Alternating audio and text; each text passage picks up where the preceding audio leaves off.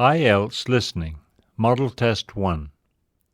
You will hear a number of different recordings, and you'll have to answer questions on what you hear. There will be time for you to read the instructions and questions, and you will have a chance to check your work. All the recordings will be played once only. The test is in 4 sections. Write all your answers in the listening question booklet. At the end of the test, you will be given 10 minutes to transfer your answers to an answer sheet.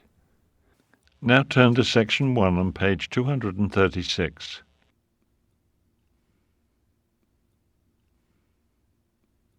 Section 1. You will hear a conversation between Mark Winston, who wants to learn Japanese, and Kathy Green, who is a receptionist at the World Language Academy. First, you have some time to look at questions 1 to 3 on page 236.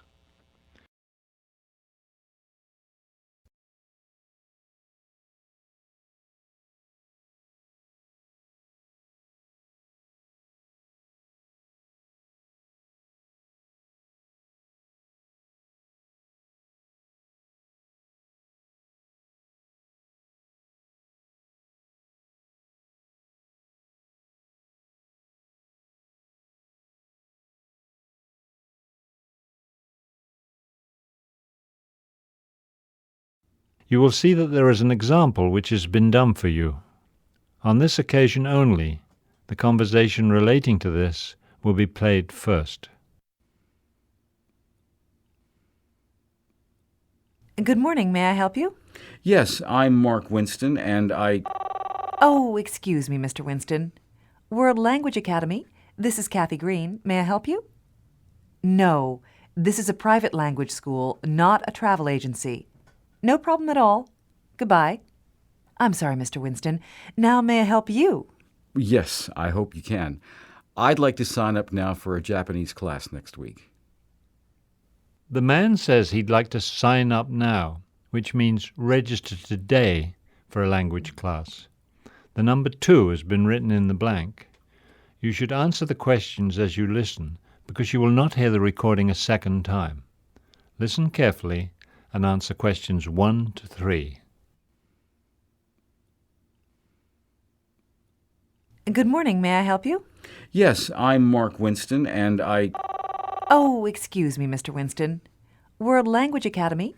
This is Kathy Green. May I help you? No, this is a private language school, not a travel agency. No problem at all. Goodbye. I'm sorry, Mr. Winston. Now may I help you? Yes, I hope you can. I'd like to sign up now for a Japanese class next week. Classes start next week, and we have lots of Japanese classes to choose from. Have you studied Japanese before? No, I haven't. I'm a beginner. I'm planning to visit Japan next summer, so I want to learn a bit of the language. That's great. Japan is a wonderful place to visit. I spent a month in Tokyo last year, actually, and I even climbed Mount Fujiyama. Really? That's too much activity for me. I'm just planning to visit Tokyo. I think I'll find plenty to do there. You certainly will. All right, then, let me tell you a bit about our classes. They're all taught by native speakers, and they're all specialists in their field. You can choose a Japanese for tourists class, Japanese for business travelers, or Japanese for university students. You're not studying at a university, are you? No, I graduated a few years ago. Well, then the tourist class is probably best for you. Yes, I think you're right. I just want to learn enough to order food in restaurants and go shopping and things like that. When does the Japanese for tourist class begin? Let's see. We have a class for beginners that starts next week.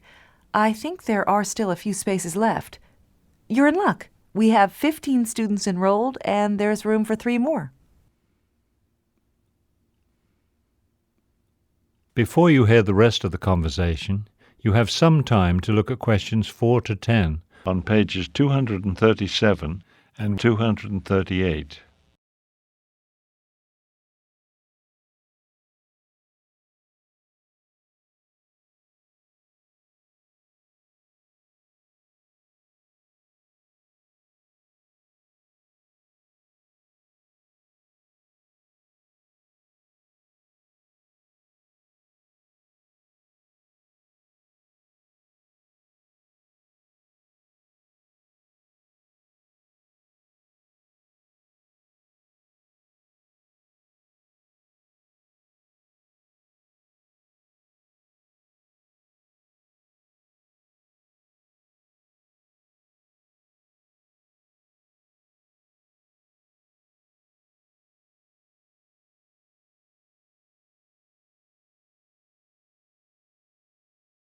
Now listen and answer questions 4 to 10. When does that class meet? Every Monday, Wednesday, and Thursday from 5:30 until 7:30. That's a bit early for me. I work until 6. Don't you have a class that starts later in the evening? No, not for beginners. Let's see. We have an afternoon class on Monday, Wednesday, and Thursday from 1 to 3. Oh, but that's an intermediate class. What about mornings? We have a beginner's class that meets 5 days a week, Monday through Friday from 9 a.m. until 10 a.m. Could you do that? No, I work all day. I only have evenings and weekends free. The advanced class is Tuesday and Thursday from 7:30 to 9:30, but you've never studied Japanese before, have you? No, I don't know anything about it. Well, we have a beginner's class on Saturday from 9 in the morning until 2 in the afternoon. 9 until 2, that's a long class. We also have private tutors. Actually, I usually recommend private tutors because they give you individualized attention. You're the only student in the class, so the tutor teaches you according to your specific needs. It really is the best way to learn a language. It sounds great. I'd learn a lot that way, wouldn't I? You really would. And it's very convenient. You can arrange to meet with your tutor at whatever time suits you. Fantastic. How do I sign up? Well, how many hours a week do you want to study? We usually recommend 3 to 5 hours a week for a minimum of 4 weeks. Okay, I'll start with 3 hours a week. Great. You can send us a check to cover the first week of classes, or you can pay now by credit card. 3 hours of private classes comes out to $300, plus a $25 registration fee. $300? That's $100 a class. And it's certainly worth it. You'll be studying with a native speaker of Japanese, and all our tutors are professionally trained in the latest teaching methods. You'll be getting the best instruction money can buy. But $100 a class, that's over $1,000 for a month of classes. I'm sorry, but I just can't do that. Then take the Saturday class. It's only $300 a month, and it's small. There will be only 4 or 5 students in it. Great, I'll take that class. Can I pay by check? Yes. Just bring your check to the first class. See you next Saturday at 9 o'clock. That is the end of Section 1. You now have half a minute to check your answers.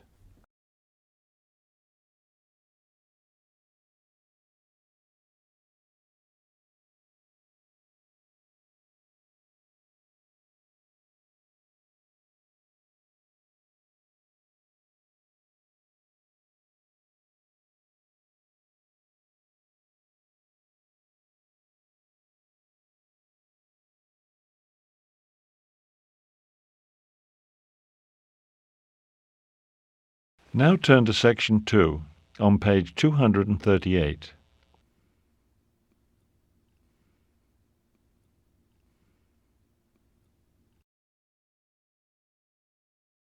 Section 2.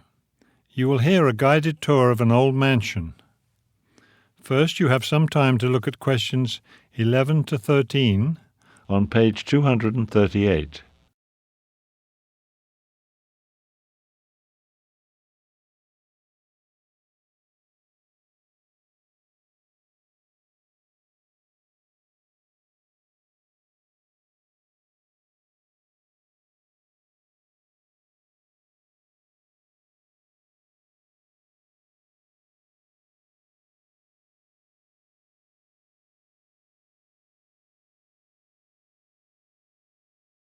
As you listen to the first part of the talk, answer questions 11 to 13.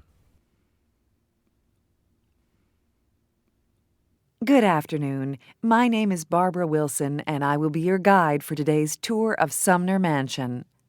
As a reminder, before we begin, we ask that you not take photographs inside the building, and please turn off your cell phones during the tour. Also, we request that you refrain from eating as well as drinking inside the mansion. Refreshments will be available at the end of the tour in the cafe next to the garden. Before you hear the rest of the tour, you have some time to look at questions 14 to 20 on page 239.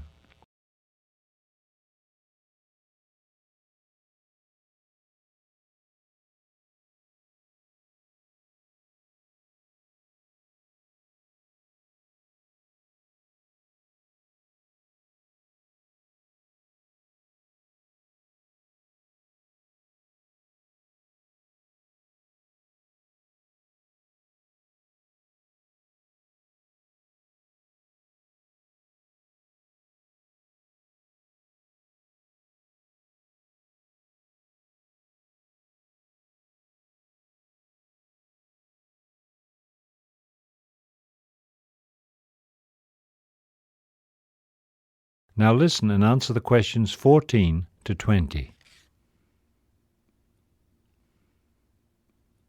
Now to begin, here we are at the main entrance.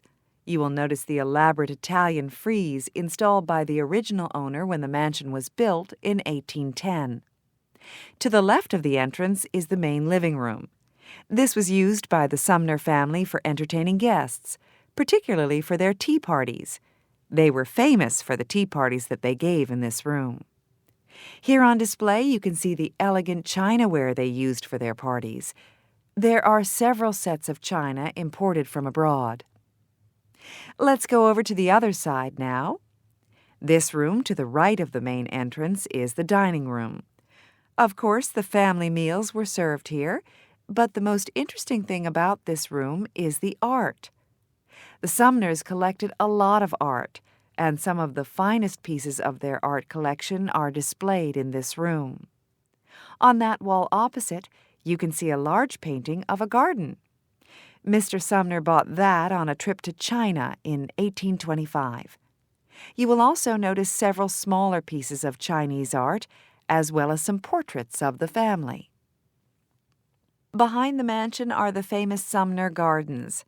Right now you can see a spectacular display of roses. The tea roses are especially nice, and there are many other varieties of roses as well. The guided tour will not continue into the garden. You can enjoy it on your own. Don't forget to stop in at the cafe before you go home for some tasty hot or cold tea and pastries. You enter it through the garden, but it's just behind the living room. There is also a small display there of kitchen tools used in the original mansion kitchen, which I am sure you will enjoy viewing. If you feel disoriented after walking around the gardens, don't worry. Remember that the parking area is just beyond the cafe, so it's a short walk back to your car. Also, please remember that the grounds close at 5 p.m., as we are still on our spring schedule. If you come back next week, the summer schedule will have started and will be open a full 10 hours a day from 10 in the morning until 8 in the evening. Thank you for visiting, and come back anytime. We're open 7 days a week. That is the end of Section 2. You now have half a minute to check your answers.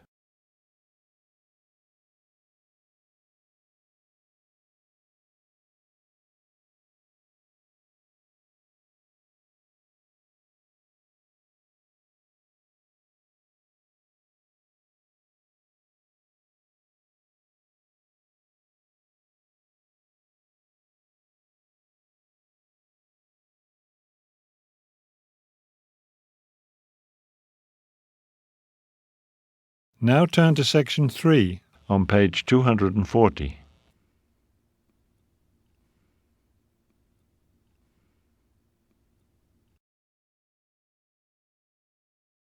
Section 3.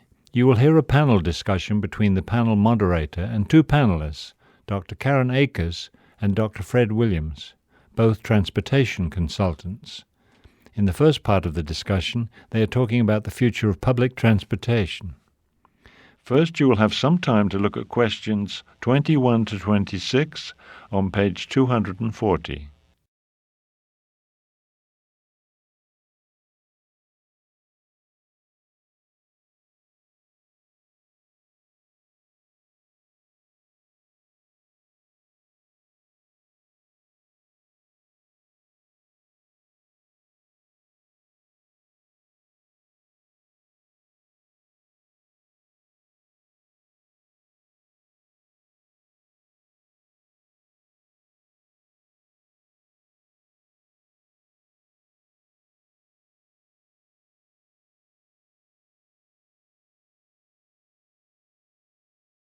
Now listen carefully and answer the questions 21 to 26. Dr. Williams and Dr. Akers, I want to thank both of you for coming today and sharing your thoughts on the future of public transportation. Glad to be here. Thank you. Let me ask you first, Dr. Williams. Traffic congestion is becoming more and more of a problem, and it's spreading. We're used to traffic jams in cities, But now we find traffic problems on many major highways that run between cities. What solutions do you see for the future of transportation? Many transportation experts, myself included, are excited about the potential of high-speed trains. These trains are having a great deal of success in Japan and in several European countries as well. They've actually been around for a while, since 1964, in fact. The first high-speed train was put into operation that year.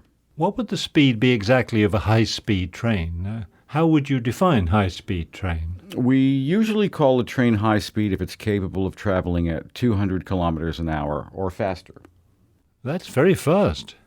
It would seem to open up a lot of possibilities for transportation between cities. Yes, that's right.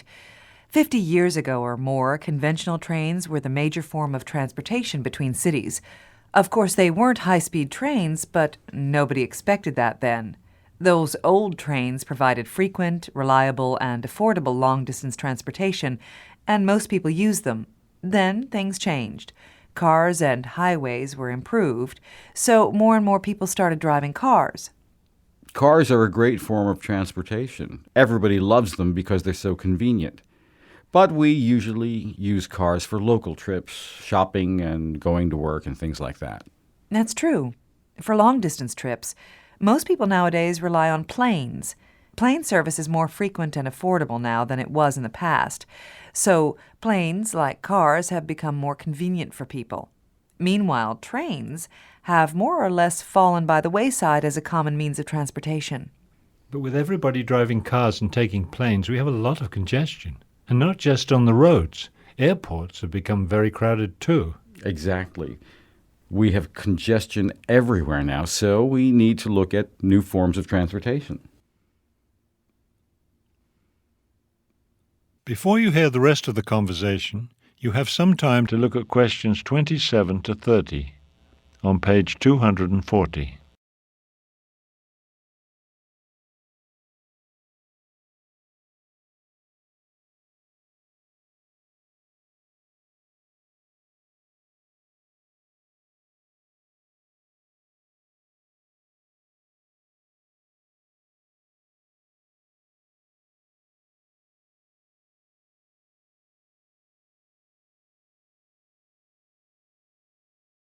Now listen and answer questions 27 to 30. And that's where high-speed trains come in. They offer several advantages over both cars and planes. When you take everything into consideration, getting to the train station, boarding the train, and all that, a high-speed train gets you to your destination just about as quickly as a car. So speed isn't really an advantage. Cost isn't always either. Depending on how many people are traveling with you, a train trip could be more expensive than a car trip. But a train trip is much more relaxing than a car trip. You can read, sleep, eat, whatever, while the train carries you to your destination. And of course, you're never delayed by traffic jams. To my mind, these are great advantages. Yes, I can really see the advantage of the train over the car. But what about planes? Planes are much faster than cars, so that's a big plus for planes. Not necessarily. For trips shorter than 650 kilometers, high-speed trains can actually be faster. Checking in at the airport and going through security takes a long time. You don't have that kind of delay with a train. Also, trains can carry more passengers than planes. They can also offer more frequent service. So for your medium-distance trips, they really are faster than planes. That is the end of section 3. You now have half a minute to check your answers.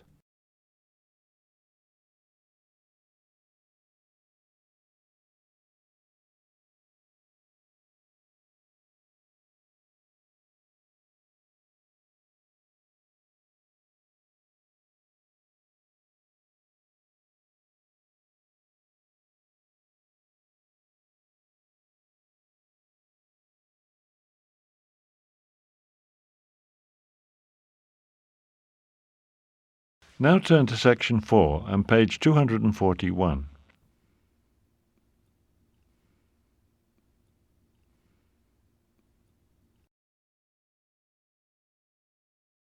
Section 4. You will hear a lecture on Albert Einstein. First, you have some time to look at questions 31 to 40 on page 241.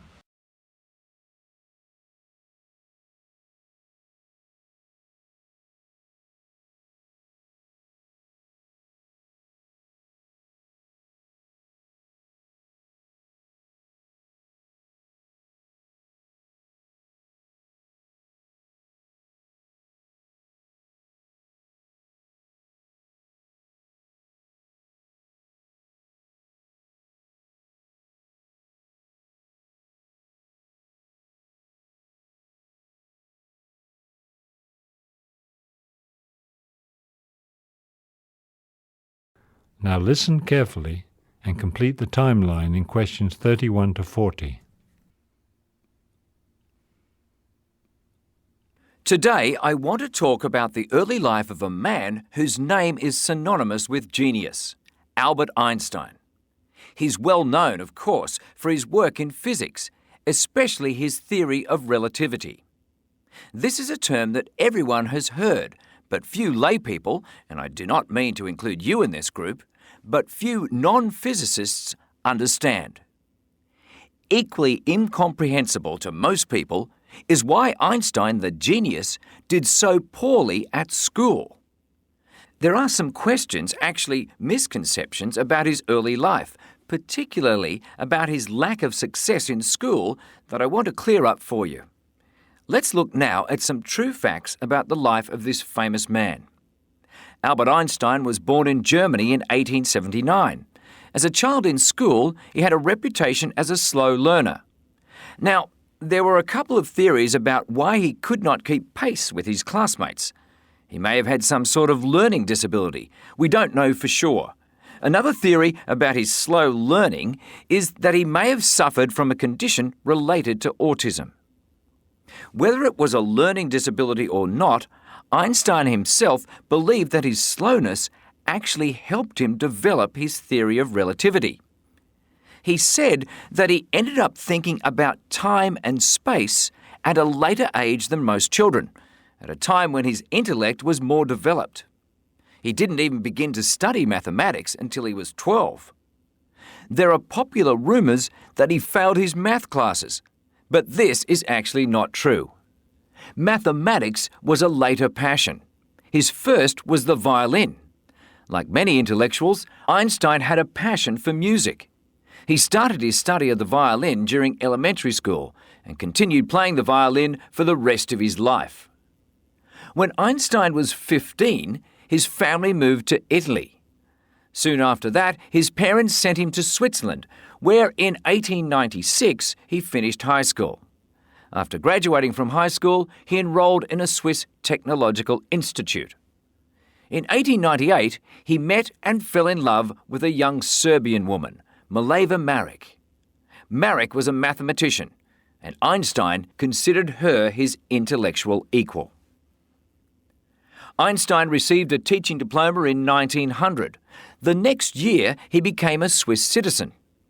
Although he had his teaching diploma, he had a hard time finding a teaching job. In fact, he never did find one. A friend's father helped him get a job at the Swiss Patent Office.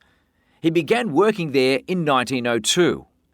His job involved reviewing inventors' applications for patents. When he looked over the applications, he often found faults in the applicants' drawings. He would make suggestions so they could improve their designs and better their chances for receiving a patent. The same year Einstein began working at the patent office, he and Mileva had their first child, a daughter. Although they didn't actually get married until 1903, their son was born the following year. There's no record of whether the two children inherited their father's learning disability. That is the end of section 4. You now have half a minute to check your answers.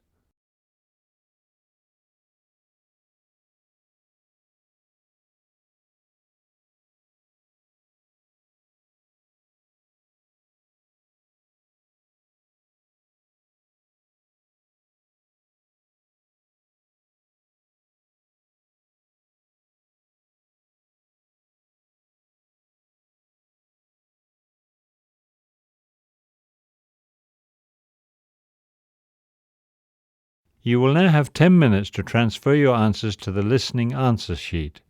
Pause CD for 10 minutes.